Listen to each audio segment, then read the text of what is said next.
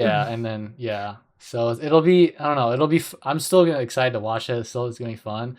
If it was bare knuckle, I would say it's a 50-50 fight. I'd honestly lean towards Perry, but since they got gloves on, I think it's like 70-30 towards Ooh, Paul. that'd be sick if they did bare knuckle. In bare knuckle, nobody beats Mike Perry. There's just I don't know what how Mike Perry found the cheat code, but he's like OP in bare knuckle. It's fucking crazy. Yeah. I think so let's see, it's 8 rounds. I think uh I think Paul probably wins this by decision. I don't see him knocking out Mike Perry, and I don't see Perry knocking out Jake Paul, so that's why I think I had to give it to Paul in the decision. Like jabbing and moving and shit, and maybe catch him with some overhands here and there. Yeah, I think he's just jabs, splits the guard, jabs to the body, straight right to the body, splitting the guard with straight right, maybe some overhands. But yeah, just the way Mike Perry fights, he fights kind of with that high guard, trying to get inside, trying to trade with you. But Jake Paul's not someone who likes to trade. He likes to stick and move. So that stylistic matchup's terrible, especially with the height and weight disadvantage. So it's gonna look like Jake Paul's winning this fight by a lot more than what it would have been if they were like the same height and reach, or same weight and reach and height. If that makes sense. Yeah. How many times has Mike got knocked out in MMA? You know? I could look it up real quick. I don't think he didn't get knocked out that much. He just there was a lot of fights that weren't very close in MMA just because he always fought with like a boxing style. He only got KO'd one time in MMA. All of his losses were he had one loss by KO, one loss by submission, and six losses by decision. So yeah, he didn't. He's got a good chin. I don't Uh, even. yeah. I don't even. Oh yeah, he did get knocked out one time. That was a head kick. So Yeah, if I was him, my tactics would be to keep a high guard and kind of try to counter in between punches. You know, yeah, that's what it's my gonna be a lot of hardest him fuck. like yeah, it's gonna be like a lot of. I can already know it's gonna be. It's gonna look like him trying to chase Jake Paul around the ring, basically, and it's gonna look like he's I losing think because that's of what that. he. Yeah, I don't. I think that's a bad idea. I think he should stand his ground. You know, and kind of Yeah, like instead of following him, kind of just not cutting off the ring necessarily, but just cutting up the angle. And so Jake Paul looks silly, just kind of like running around, you know. And then yeah, Jake is gonna.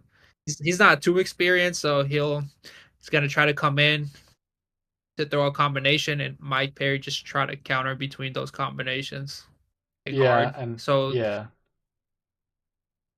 that's what I would do if I was him with his skills.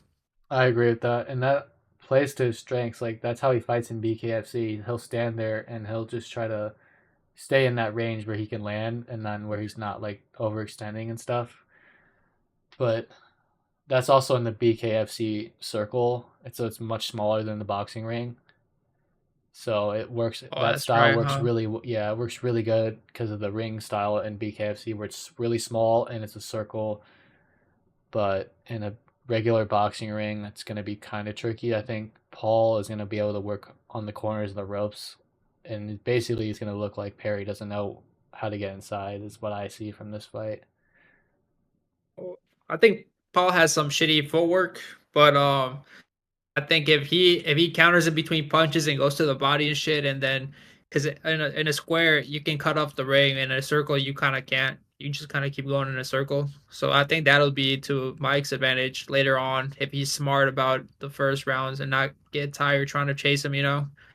And then Yeah, eventually Big Jake will get cornered, and then Mike can just look active. I think that's the key for Mike to win. If he, because I don't think he has one punch knockout power.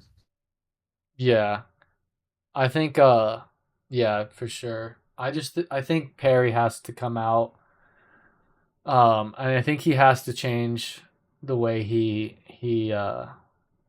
I mean, I like the high guard, but I've just seen it so many times where Jake with his size and his reach, he's just able to split the guard, like where he's able to throw that really fast 1-2, so it'll go Yeah. straight through the gloves. So I almost think that Perry has to like um he'll have to keep his hot hands up high, but not keep him glued to his face. He'll almost have to keep them a little bit in front of him and have that chin back, almost like it's gonna look like not good posture, but he almost has to, Mm. because I think if he stands there with a good posture like Mike Tyson, I think Paul is gonna just do that step back 1-2 all day long.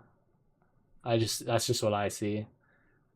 Yeah, I guess we don't know how good his skills are, like, with the gloves on and shit, how good his eyes are to reading Yeah, and trying to get a counter in between a punch. So yeah.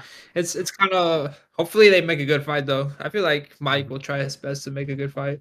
Oh yeah, that's the one thing is he's not. It's not gonna be easy for Jake at all. I feel like Perry is definitely. I mean, Perry knows the stakes. This is the biggest fight he'll probably ever have. Maybe not ever, but one of the biggest fights, because it's on a big stage against Jake Paul. It's for a lot of money. Um, it's a real boxing match, so this opens up the avenue towards fighting boxers and not just bare knuckles. So I think for Mike Perry, this is probably not just because it's Jake Paul, but because of the stakes of everything afterwards. I think this is probably his most important fight he's ever had, and it probably ever will have, just in terms of like what comes afterwards.